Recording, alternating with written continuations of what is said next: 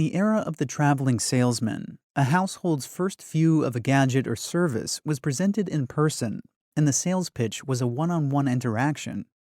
Later, media like newspapers, magazines, radio, and television gave readers and viewers a hint as to what was available to them as consumers. Buyers then traveled to physical shops and stores to learn more, and heard the sales pitch in a place of business rather than their own homes. Today, consumers no longer rely on traditional salespeople to get product information. They can research on their own, read reviews from complete strangers, and order what they want without coming into contact with any salespeople if they choose not to. Consumers are now greatly empowered and are no longer at the mercy of stale sales words and phrases. They're smarter, savvier, and more skeptical of the products you pitch and of the ways you attempt to communicate with them. In short, words matter now more than ever. Using jargon and tired phrases could easily turn off a prospective customer. Here are 9 ineffective sales phrases and buzzwords to avoid when writing sales copy. Number 1. At the end of the day. This is a painfully overused filler phrase that makes your writing look tired and outdated. Number 2. Core competency.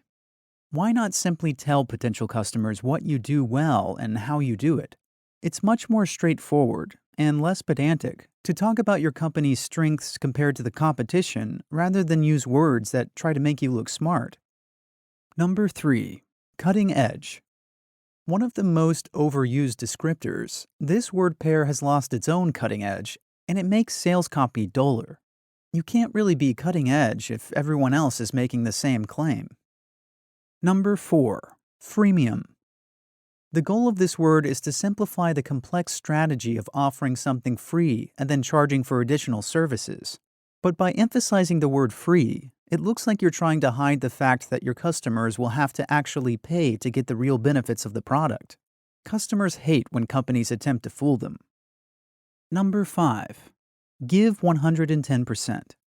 Not only is it mathematically impossible to exceed 100%, it's also a stale sales copy phrase. You're better off telling your prospects exactly how your team will deliver on your promises. Number 6. Hit the ground running.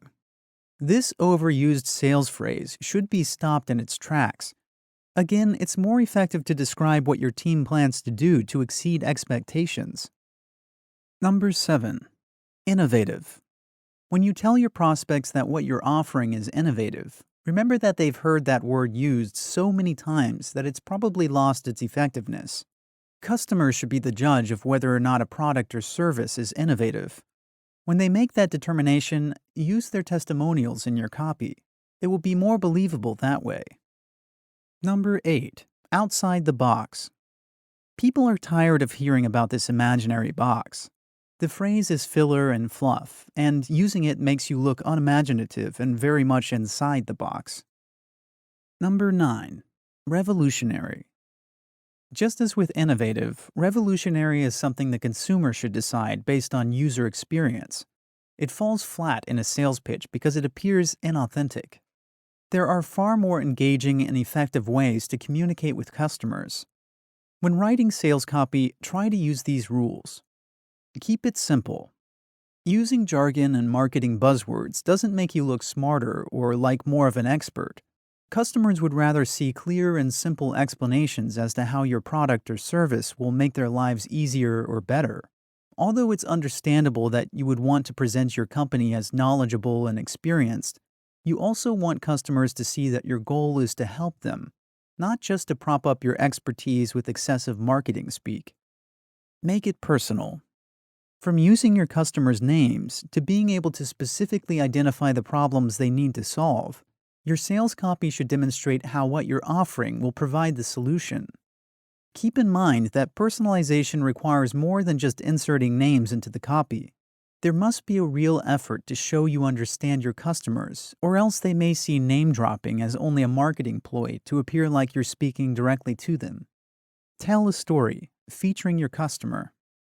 Aside from explaining your company's benefits in clear, simple terms and making your pitch personal, find a way to allow your customer to imagine what it would look like or feel like to use your product, service, and achieve positive results. When you can appeal in both a logical and emotional way, your message becomes more relevant, and there's a greater chance the customer will take action. What I'm hoping you take away from this episode is because there are now so many avenues for collecting product information. Google searches, social media, and email campaigns, to name a few. Companies now have to work harder to put their products and services in front of someone scrolling social media or conducting an internet search. Competition has exploded, and businesses must rely on copy to create interest, develop leads, and convert those leads into sales. When you hear the phrase cliché sales phrases, what comes to mind? Let us know in the comments what sales phrase you never want to hear again. If you learned something from this video, drop us a thumbs up and subscribe.